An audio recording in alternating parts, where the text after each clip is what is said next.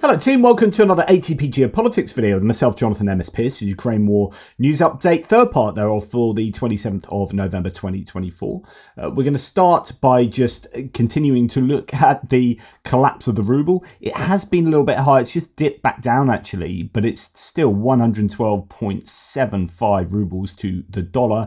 It has been collapsing today, although has somewhat stalled since the initial kind of drop from sub 110. So it's not looking good for the ruble. Okay, we're going to go to Romania. So Romania had this first phase of the presidential elections where it was rather shocking that a right-wing pro-Russian candidate who came out of nowhere, didn't even register until October 1st, ended up winning the first round of the presidential election. And it's kind of shocked everyone, and everyone is absolutely petrified that Russia could be getting involved and they might have a change of presidency to go towards looking east rather than west. Now, the Romanians are taken to the streets in various cities across the country to send a clear message to the openly fascist pro-Russian candidate, better dead than fascist. This guy is a typical kind of nationalistic, also Christian nationalistic, so saying he's been chosen by God and etc, etc. Quite typical of certain people we see in that kind of ecosystem. Expect these demonstrations, says Gabrielius, to spread and grow exponentially every day until round 2 of the election. So there's been a kind of popular pushback to this person. Just trying to see if anything else been mentioned by him. Romanian president has convened an emergency meeting of the Supreme Council for the National Defence of Romania for later today. That's to do with security, not so much to do, or tomorrow, not so much to do with the elections. Yeah, anyway, we'll move on.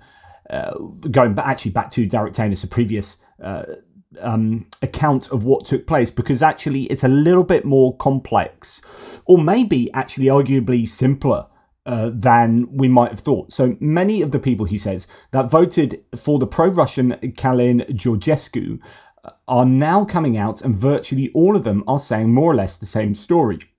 One I think one should very much give a read to. Now, just to give you the context, what happened is there was supposedly a big movement on TikTok for this guy. He gathered a load of momentum, and it appeared some of the rumors were, oh my goodness, this is shocking, but actually it could just be a bit of a reactionary vote and people not really knowing who he is and what he stands for.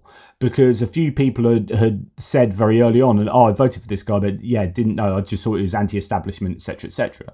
Quote, I voted for Kalin Georgescu. I'm ashamed and disgusted by myself. I went into the voting booth planning to annul my vote as I didn't like any of the traditional candidates and parties. When I opened the ballot, I took a glimpse at the list of candidates and noticed Kalin Georgescu there. I thought I heard his name somewhere on TikTok at some point. Something about how decent and well-spoken he is. For some reason, call it a TikTok brain rot, I voted for him despite knowing essentially nothing about the guy. I have no excuse here, and I'm not trying to take this into the realm of subconscious conspiracy theories. I will take the blame and own my mistake. When the first exit poll came out, seeing how many votes he got, I got curious and looked him up. Only then I realised the extent of the catastrophe. An overwhelming sensation of shame and guilt took over me. I was ashamed to tell anyone who I had voted for. I thank you for giving me the chance to fix my vote in round 2. I'm sorry, my fellow countrymen. So that's an anecdote. But actually, this, I think, might have been a genuine phenomenon here. Anyway, someone else, Paula Erizanu, says it looks like Romanian president candidate Georgescu went viral through the same mechanisms as Shaw network, so it's Ivan Shaw in Moldova, used in Moldova. Telegram channels were paid, where paid volunteers promoted centralized messages on social networks, reveal Romanian journalists from G4 Media. So irrespective of whether, well, not irrespective, actually, TikTok is an integral part of this. So people picked this guy up on TikTok and thought, right, he's anti-establishment. I've seen his name. He's been blasted around TikTok. I'm going to vote for him without really knowing what he's like. And on TikTok, you are able to get away with giving yourself a presence without giving away exactly who you are. You can give these kind of anti-establishment vibes. You could attack the status quo without needing to concentrate on what you really stand for. It's very kind of negative campaigning, and that can pick up traction with people who are low information voters. And there is an element of that thing genuinely happening, but that thing being a result of potentially Russian money and influence coming in and boosting this person on the social media platform. And that appears to be taking a leaf out of the Moldovan book there, just next door. Now, Politico reports that the TikTok CEO has been summoned to the European Parliament over the role in the shock Romanian election. Quote, Romania is a warning bell. Radicalization and disinformation can happen all over Europe with catastrophic consequences. We call on the CEO of TikTok to come and speak to this house, in this house. I think this is a good move, right? Some people might think I'm like totally anti-free speech. I'm not at all. I've got a really long history of allowing dissenting views.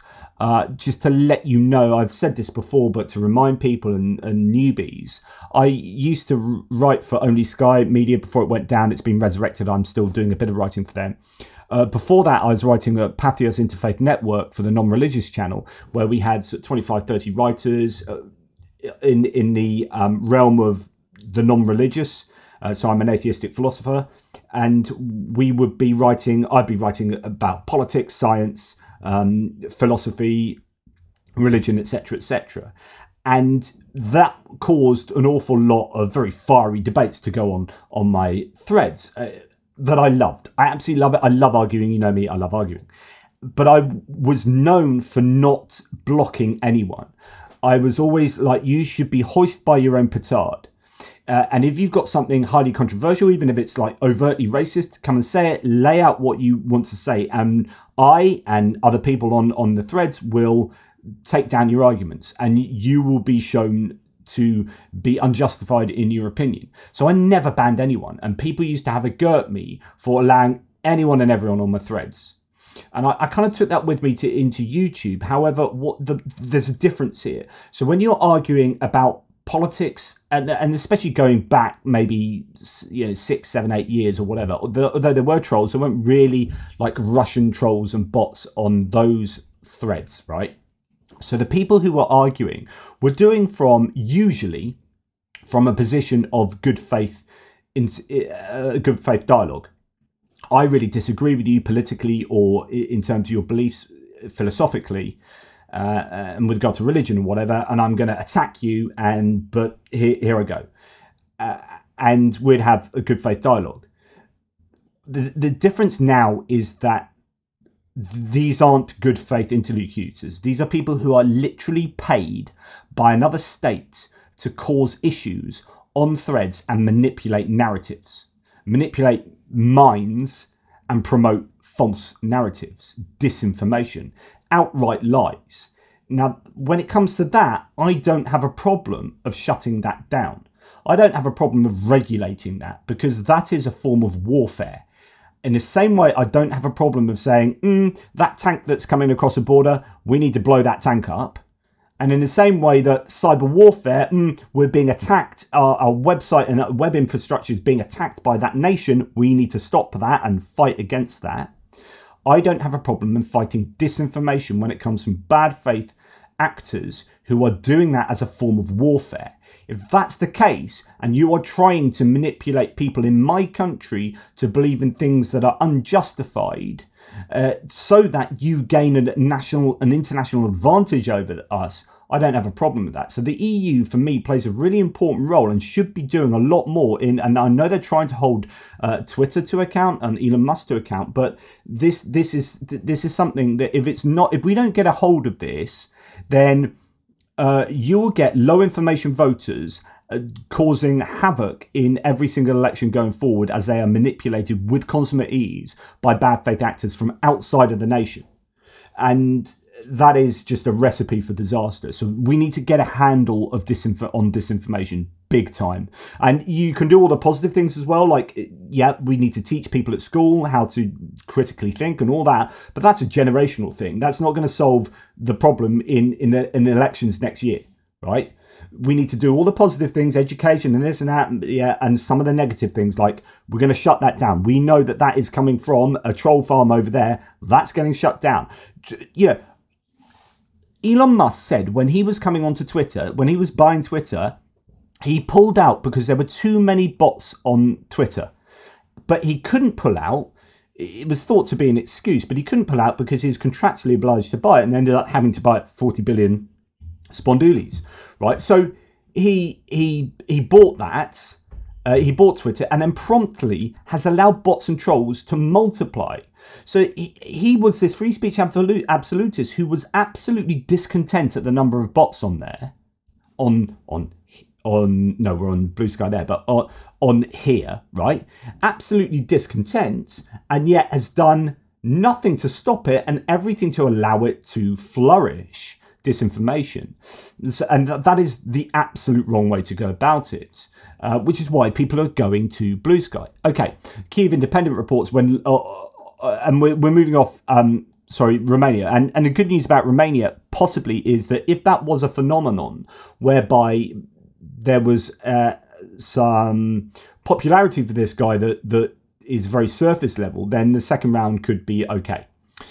Fingers crossed. Kyiv Independent reports that when local council members gathered in the breakaway Georgian region of Abkhazia last week to discuss new measures promoting Russian investment, a group of protesters rose to meet them. And I reported this, so there are all these protests from within Abkhazia, but they weren't necessarily they were kind of anti-Russia without being anti-Russia.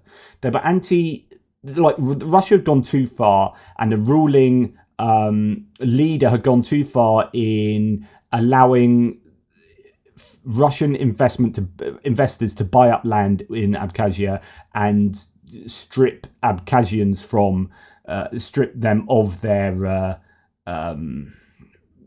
rights or ability, or kind of disenfranchising them to some degree.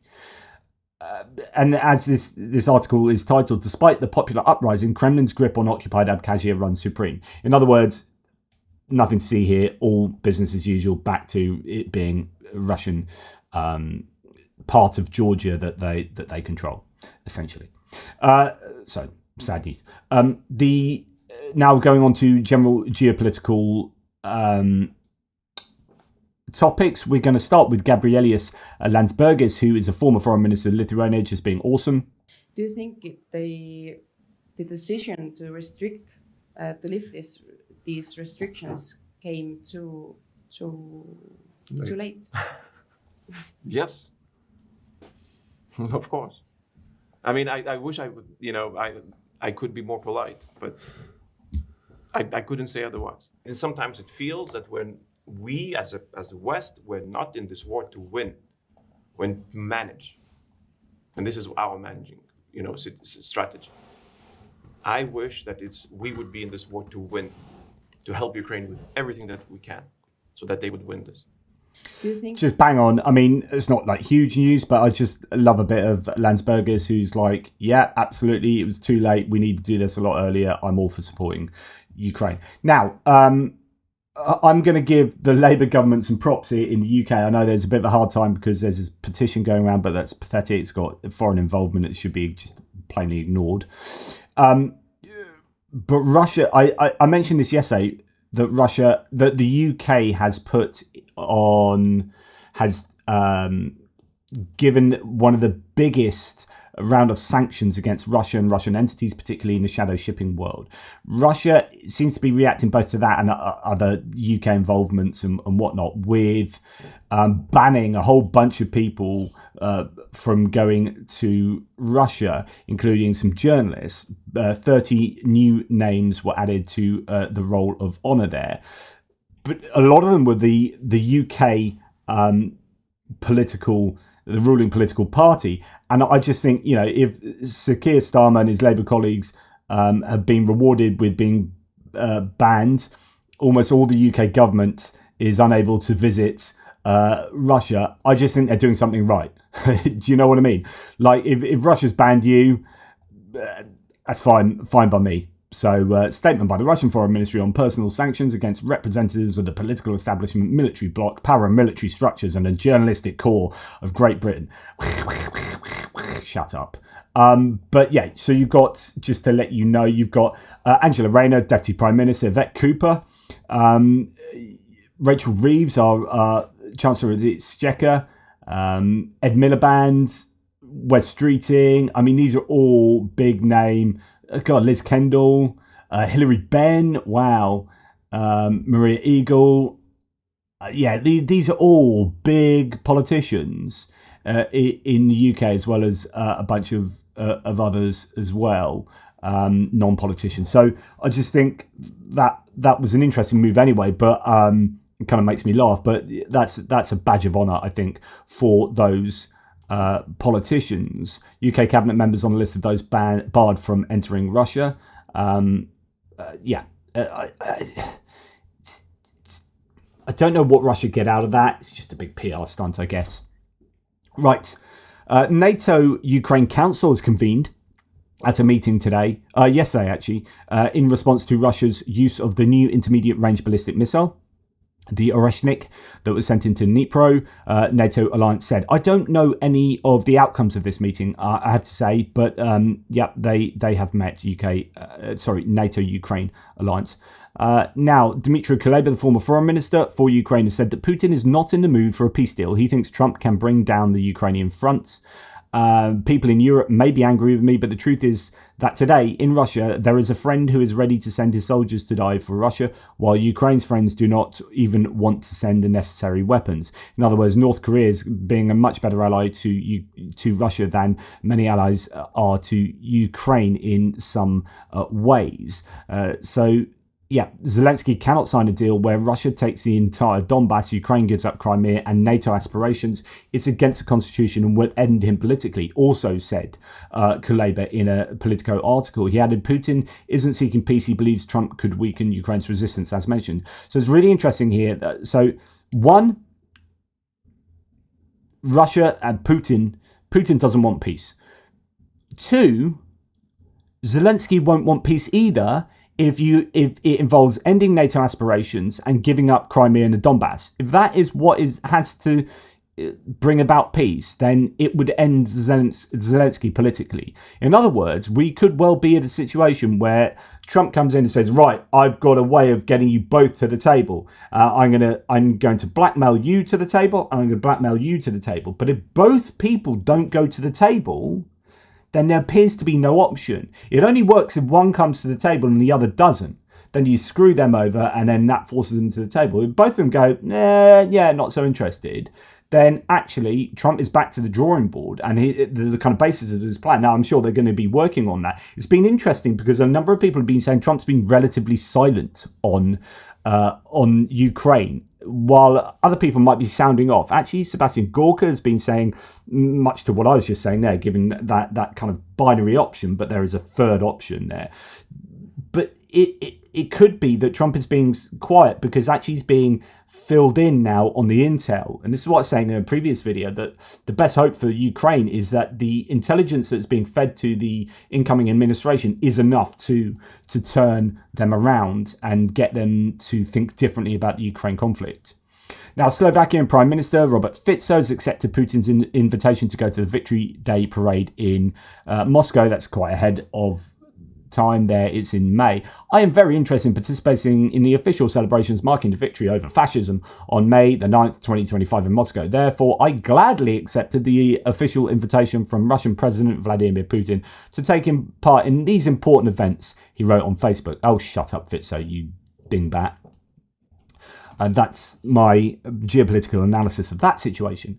Belarusian companies have helped Russia to bypass sanctions, supplying over $125 million in microchips since 2022. The number includes $4,000 worth of Western-made chips, such as from Intel, used in military tech. That loophole needs to be closed. Gazprom plans for the end of gas transit via Ukraine after 2024. So you've had this weird situation that while these two countries have been at war, while one country has invaded the other, they have both been profiting, essentially, from transporting gas through Ukraine. And that has not been stopped by the war until recently. Ukraine stopped it and said, screw you, Slovakia and Hungary.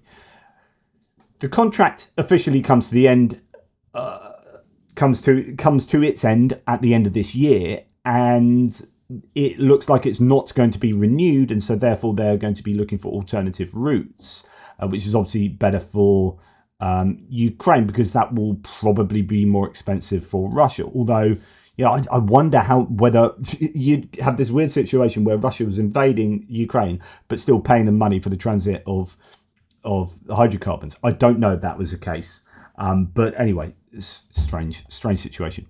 Now, as Tommy here says, a random Finnish source, something big could be going on behind the scenes right now. So there's a tense situation in Kattegat continuing.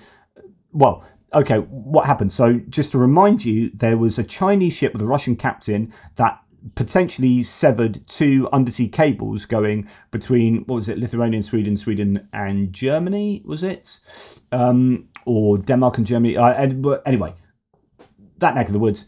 That ship was then thought to be at fault and was followed by some Danish vessels that have stopped it in around, I think, Kattegat, and the Chinese vessel Yipeng 3. So now there's a tense situation in Kattegat around the Chinese vessel Yipeng 3 with 5 NATO reconnaissance planes simultaneously monitoring Kaliningrad as well, which is the exclave of Russia in the vague vicinity. So Russian economy is in a free fall as well.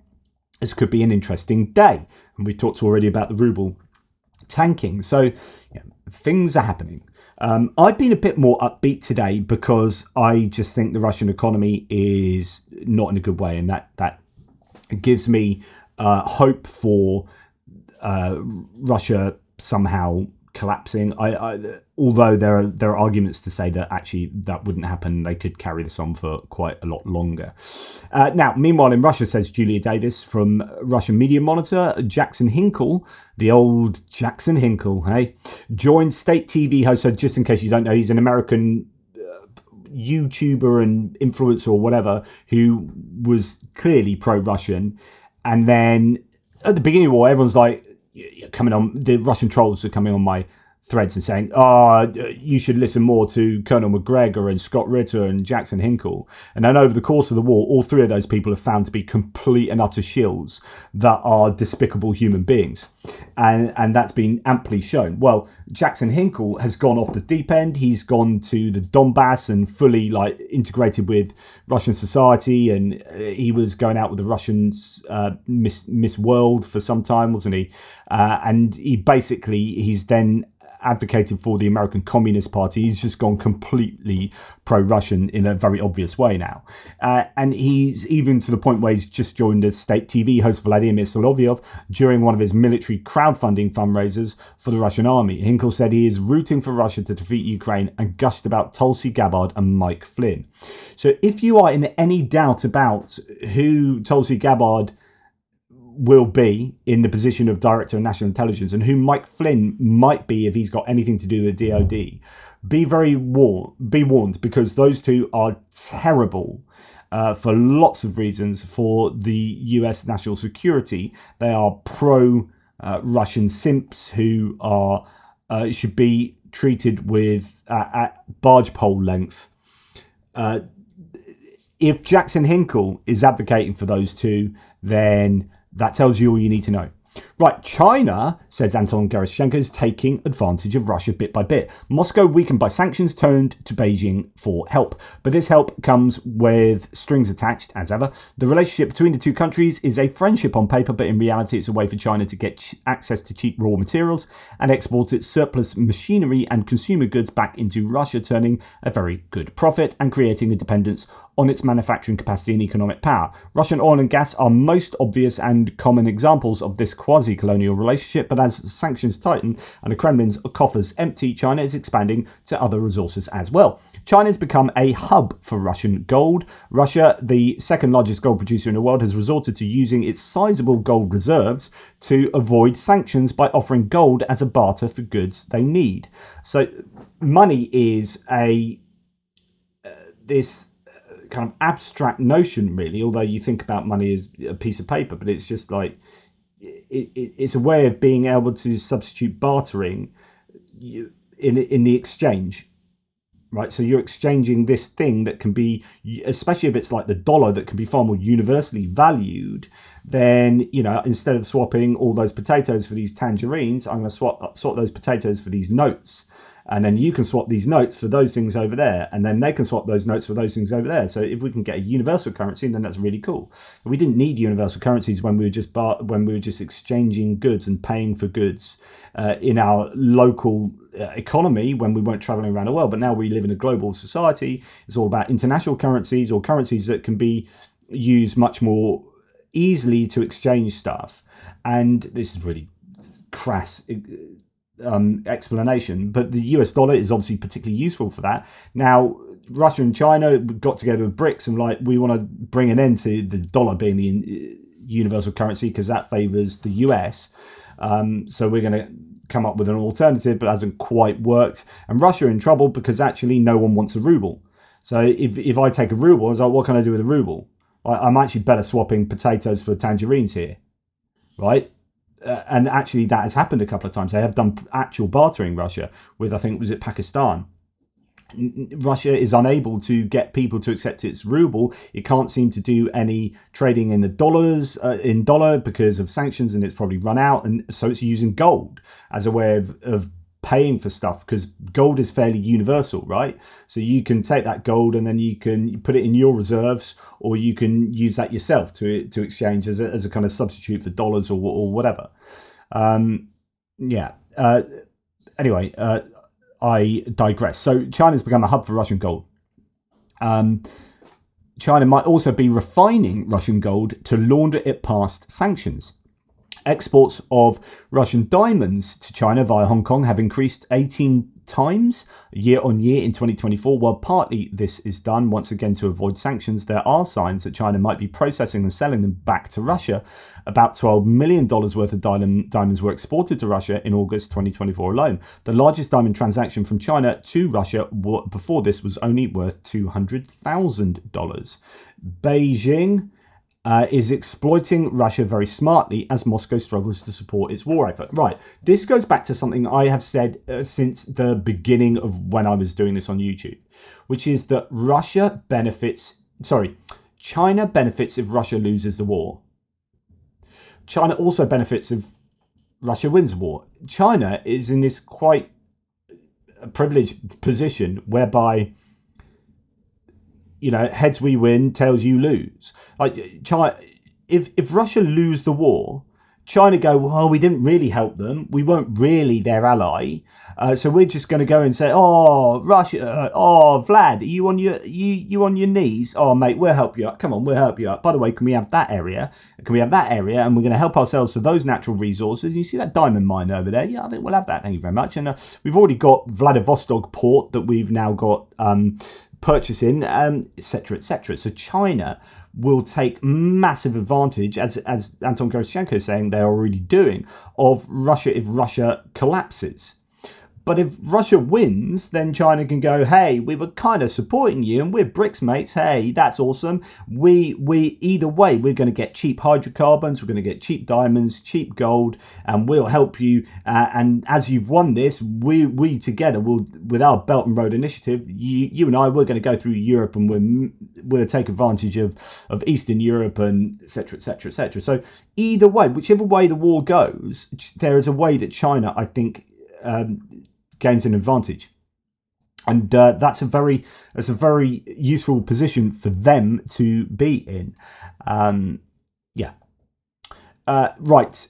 Dean Blundell from Canada says, well, China says, we're worried that Elon's not doing enough to allow us to continue to use X to spread propaganda in North America, essentially. Now, I don't know which news source this is from, and that annoys me. I could probably do a search. In fact, I will. Right, I've seen it's on Semaphore, and also, which is also on Yahoo News. So just it's useful to know where these quotes are coming from. But yeah, what is mentioned here is, I think, absolutely fascinating. And equal parts fascinating and worrying. So Chinese state media is reportedly troubled by the latest exodus of ex-users, so Twitter users flocking to Blue Sky, state outlets which put considerable resources into amassing millions of followers on Elon Musk's social media platform, including by buying ads, deploying bots and hiring influencers, have recently seen their growth plateau. The growing popularity of Blue Sky, which has a largely liberal base and harder to manipulate algorithm, has sparked worried chatter within Chinese state media circles, a former Xinhua and China Daily employee wrote in his newsletter. Right. The good thing about Blue Sky is it's supposedly billionaire proof and it's decentralized and it has moderation, and so it's much harder to be gamed by nefarious people, and it doesn't have some kind of uber lord over it like Elon Musk, who has a complete political agenda that is going to use the platform for his own political agenda. So it's very different. Now, his funding is going to be interesting. However, I was watching an analysis this morning, Kara Swisher and some investor who was saying that actually it's almost certainly it's the hottest thing in the tech market at the moment, and it will get, in the next round of investment, it will get an absolute ton of investment. Absolutely no problem. Will there be strings attached to that investment? I don't know, but as far as I can work out, it will not be manipulatable to the degree that Twitter is, certainly not at the moment. And that is its kind of selling point, right? There's no point then attracting people because of these characteristics, getting a load of investment and then saying we're going to change those characteristics, unless that investment was contingent upon changing. But then you wouldn't invest because you understand what it what it wants to be, and you understand that that's something that could somehow make money. But the question is, how will it make money anyway? The point being for this segment is that China here has supposedly invested heavily in Twitter, in manipulation, in influence projects on Twitter, and they're pretty peed off because actually their influence is plateauing, and there's this big exodus, pun intended, from X to Blue Sky and other places like Threads, and that is somewhere where they will find it much harder to get influence. And I assume you could add the Russians into that as well. Now, a little bit on the US, not as much today, you'll probably be happy to know. But it's interesting that I keep whinging about the picks that Trump's and his team are having for different roles in the upcoming administration, and some of them are just insane, right? Another one is Trump picks Republican mega donor, and if you want to be pretty amazed, go and look at what all the picks, how much money they're worth, and how much they're worth, and this is just a rich list. You should be worried that the US is going to be run as an oligarchy, because all the people in positions of power appear to be people with a lot of financial heft. And I wonder whether there's going to be an awful lot of quid pro quo, which in political terms is corruption. You've got a lot of moneyed interests coming into government, and I think they're doing that arguably as a form of investment. You only have to look at Elon Musk, whose wealth has just gone up $100 billion on winning the election, and now he's at the centre of government, and he's got contracts with the government. Anyway, yeah. But here we have a mega donor is going to lead the Navy despite no military experience. Some people are actually just pulling their hair out of this. Like Matt McDermott here says, John Phelan, Trump's nominee for Secretary of the Navy, appears to have absolutely zero relevant experience for the job, other than having hosted a fundraising dinner for Trump at his $38 million home in Aspen. He's an art collector who runs a private equity firm. What the frick is going on in America? What is going on with the new administration coming in? I mean, do you know there's a lot to be said for technocracy, which is technocrats. Technocrats are experts. You put someone in charge of education who has an education expertise. I think I've used this example before, but the Netherlands do this. They have a form of technocracy where they put people in charge of ministries who aren't actually part of the political party or the political establishment. To say, right, we're the ruling political party, but our education secretary is going to be, Bill Smith, who's dean of this university and has worked in that and blah, blah, blah, understands education and has all this expertise that can be brought to bear in the position of education secretary. Okay, makes a lot of sense. Yeah. So that's not what's going on here, which is we're going to put someone into this position of authority and responsibility who has absolutely no experience or knowledge in the requisite area. Just some random person, essentially, who plucked out that just likes to say yes to me and has a lot of money and has donated a lot to this cause. Thank you very much for donating. I'm going to make you in charge of... Nah. Navy. That's it. I'm going to put you in charge of the Navy. Do you like boats? Do you like boats? You like rowing? Yeah, you do. That dinner we had was lovely, wasn't it? It was a nice dinner, that. Anyway, you're in charge of the Navy. Do you want to go and shoot some stuff? I know. Blow up an island or something. Anyway, go and do something with the Navy. Go and do something with boats. They're ships. No, boats. Boaty things. Go and do that. That's what I see is going. I'm just blows my mind. Right. I wonder whether there are going to be. I just building on what I said yesterday in terms of there could be an economic crisis and chaos about to take place in the US. You've got this economy that's going really, really well at the moment. And although some of you are like, what do you mean Bidenomics was good? It lost the election. No. Bidenomics, on all the metrics of economic success, was very successful. The US economy is doing very well, thank you very much. Challenge me on, but come with the data. Don't say, oh, but Biden lost the election. Yeah, you lose the election on perception, not reality. So the fundamentals are good. So what I've said is don't mess with the fundamentals because you'll screw everything up and then all chaos will be let loose. And then Ukraine will play second fiddle. Taiwan will play... another distant fiddle, and everyone will be going, oh my goodness, we're in a trade war with China, trade war with Mexico, trade war with Canada, and you can throw in the EU and the UK on top of that. And it's a real problem because these are really like naive positions to take. Like, let's put a 25% tariff across the board on everything coming in from Mexico and Canada. Yeah, but of course that is inflationary. Okay, so you were worried about this before, about inflation before. Well, now we're going to get rid of low wage workers and a lot of immigrants and stuff because, we hate immigration and etc., etc. So we're going to do all that, and then we're going to put tariffs on. Oh my goodness, inflation's gone nuts.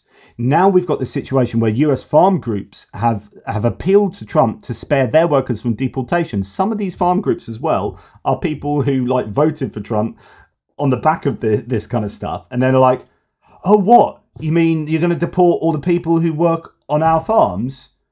Can we have an exemption? And then you're going to be have other domains going, oh, can we have an exemption as well? Because actually hospitality really needs those people. And then it's going to be et cetera, et cetera, et cetera. And I think you're going to have a day of reckoning, or Trump will have a day of reckoning. Yeah, he's going to have to work out whether his policies have any economic rationale behind them. So the deportation thing isn't an economic thing. It's a kind of social, cultural, societal thing.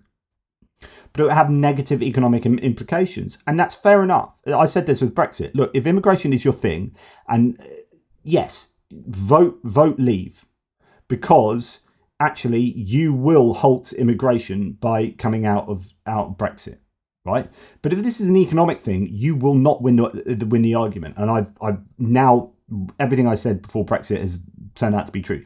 If you were voting for Trump as an economic thing, I think you're on a hiding to nothing, because everything he's looking at doing is going to cause economic chaos, and then you're wondering about all these kind of foreign policy things that are going to be decisions will have to be made in the midst of what is potentially going to be utter chaos. And yeah, this is Trump's wealthy cabinet worth over, well, it says 313 billion. It depends how you value Musk, because at the moment he seems to be going up and up. That's 616 times higher than the mean wealth of a typical American household. Wow. This is how you build a system that only works for the wealthy and their corporations. So that is quite a lot of money that incoming administration is worth. Now, I talked about this earlier in the military aid segment. It gets slightly worrying when, to talk about Musk again, he's getting involved in potentially military procurement or casting his opinion, and his opinion generally gets quite a lot of traction within the administration. Russia is seriously trying to cancel the F-35 program by manipulating the narrative, and this is utterly ridiculous, says Astrai Intel. And this is Wall Street Mav here. Doge should take a look at cancelling the F-35.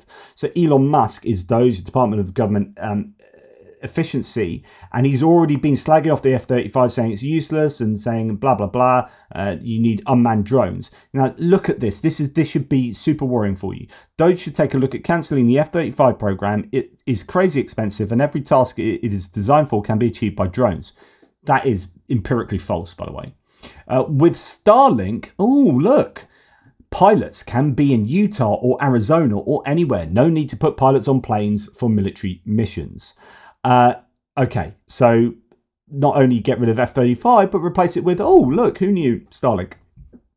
Now, I don't know Wall Street Mav, but it's a gold-ticked person, so I assume it's somewhat important in the world of Twitter. Absolutely behind, it appears, Musk's move to get rid of the F-35. Wow. And these are big old decisions, military decisions that potentially Musk is getting right involved with. Okay, I just want to, on the American political side of things, because when we're talking about will bills get through to support Ukraine, will there be any chance of X, Y, and Z, we need to understand what the makeup of the American Congress is. Now, there was talk about it being a landslide victory because Trump won all 7 swing states. But like I said the other day, the victory was wide, but actually very thin.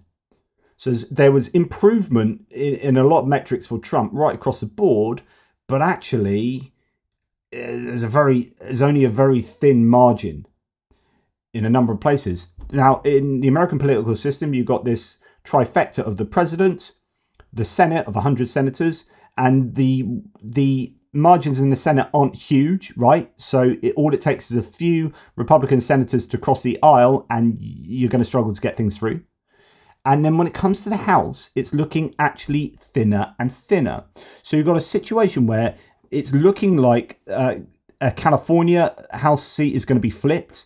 And if it is, that's CA 13, District 13 and 45 maybe, where they also lead, they're on track for 215 House seats. The GOP would have 220, so that's a margin of 5, which is tiny.